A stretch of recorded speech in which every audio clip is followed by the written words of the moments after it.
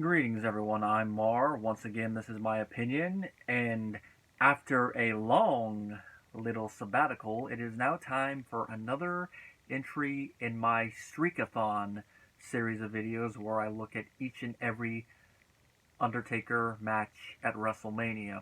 Last one was his street fight against Triple H, and now we come to the match that made him 10-0, his no disqualification match from WrestleMania 18 against the Nature Boy Ric Flair, and what would be Ric Flair's second WrestleMania appearance about 10 years after his first one, funny enough. Now, this was the last entry on the list that occurred before I became a wrestling fan. This took place a few months, because I'd have to look at the date exactly, but I became a wrestling fan as in had to watch it all the time or keep up with it at minimum around June. Before then, it was mainly the video games and hearing about storylines that transpired during the Attitude Era from my friend Joey, who, as an aside, I sadly lost contact with. Just him moving away, lose contact, see him maybe once when I used to work at the courthouse. Just haven't heard from him. But then again, the years between high school and then it was kind of like, hey, how you doing? Every once in a while, so that's life. This match emanated from the Toronto Skydome, as it was known then, in front of 68,000 people. This is the second WrestleMania that took place here. The last one was WrestleMania 6, which had the main event of Hulk Hogan versus the Ultimate Warrior. Title for title. And Hogan was back for this one in the semi-main event, which should have been the main event, which probably deserves its own review down the road. Now, this match between Taker and Flair took place around the middle portion of the card. Wikipedia lists that there were 12 matches, counting the dark match. This was match 6. Went a little over 18 minutes, so it got some time. And it was actually a pretty good match. This was one of Flair's first matches back. Not his first match back, but one of them.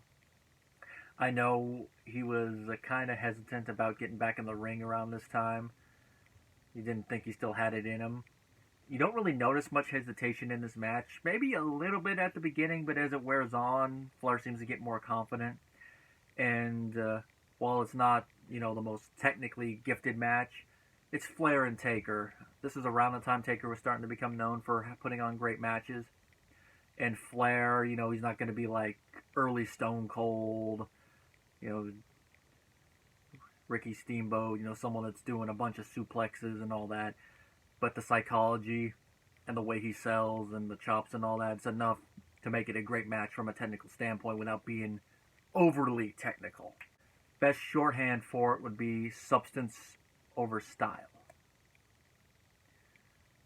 Now, the lead into this match was that at the previous pay-per-view, Ric Flair interfered in the Undertaker's match, and given that this is the time where Undertaker was big evil and he was a heel, that's one thing you don't do to The Undertaker. You do not interfere in his matches, especially if it's connected to the world title picture.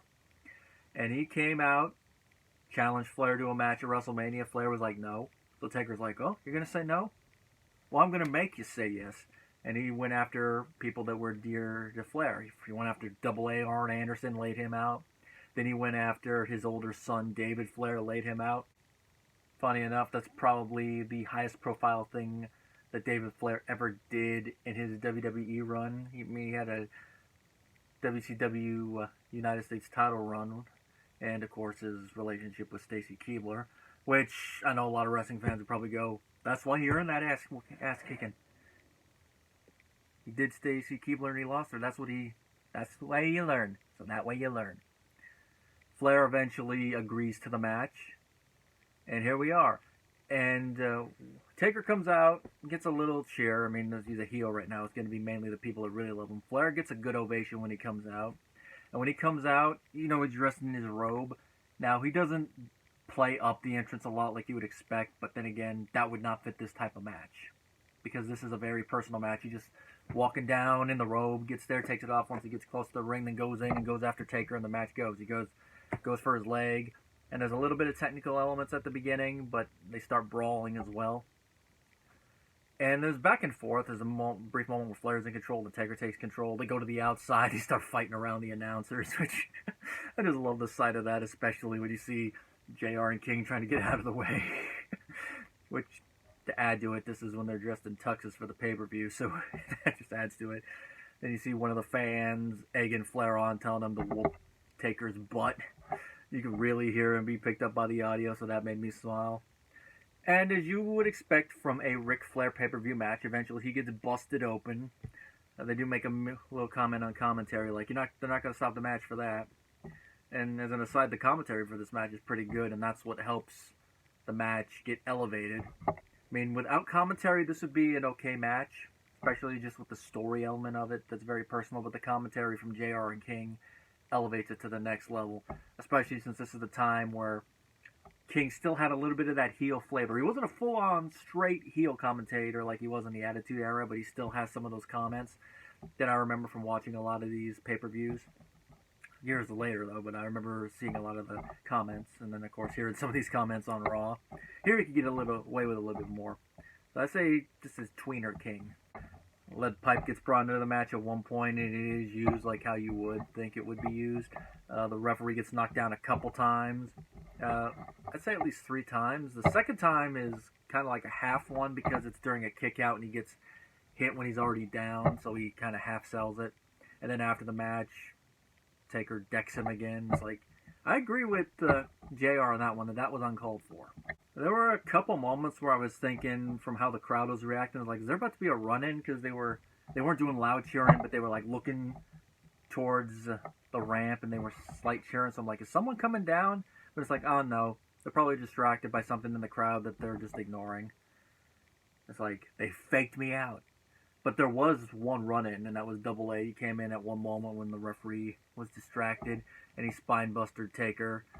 Near fall for Ric Flair.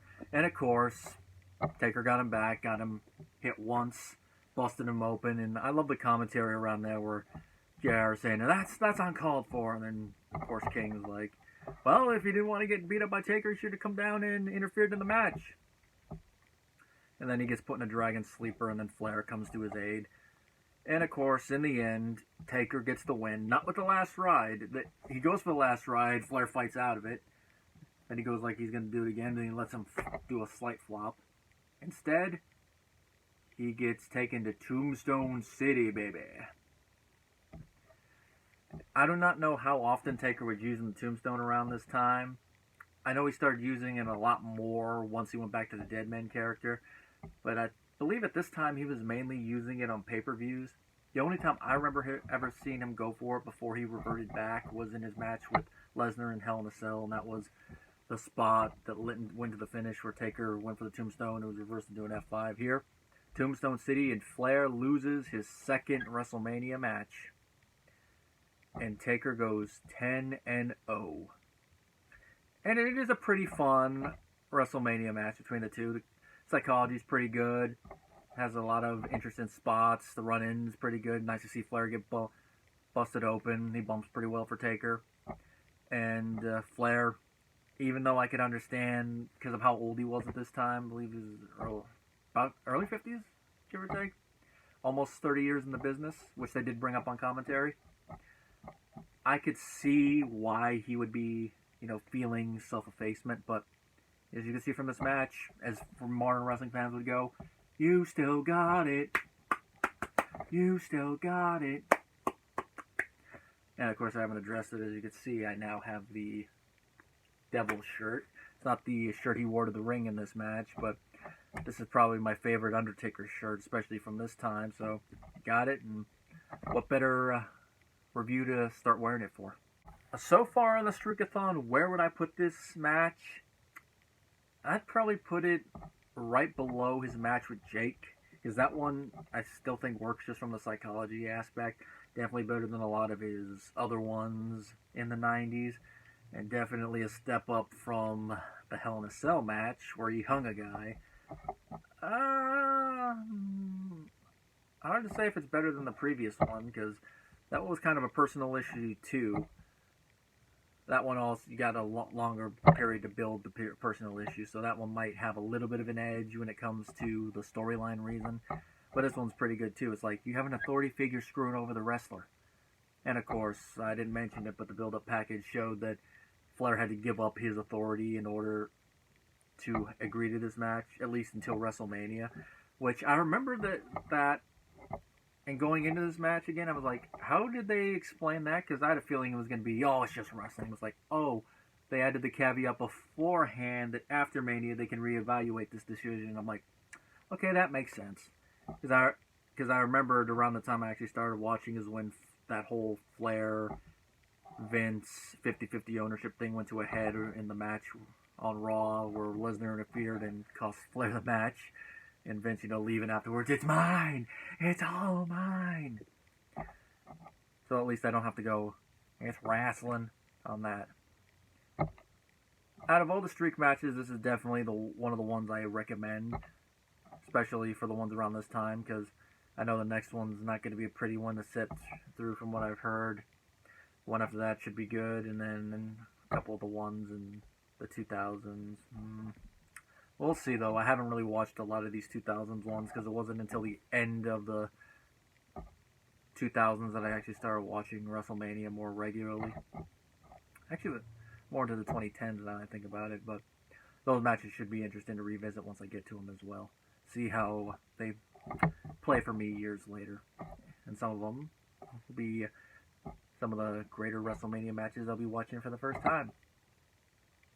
Now, we're done with this. The next one, which will be where Taker goes 11-0, will be his match against Big Show and A-Train. This will be a train wreck. And the only other thing to mention about this one is that they do mention on commentary that he is 9-0 and then 10-0, but they don't really build it up as anything amazing. So that little thing about the streak had not started to be talked about yet. It was just a little in passing comment.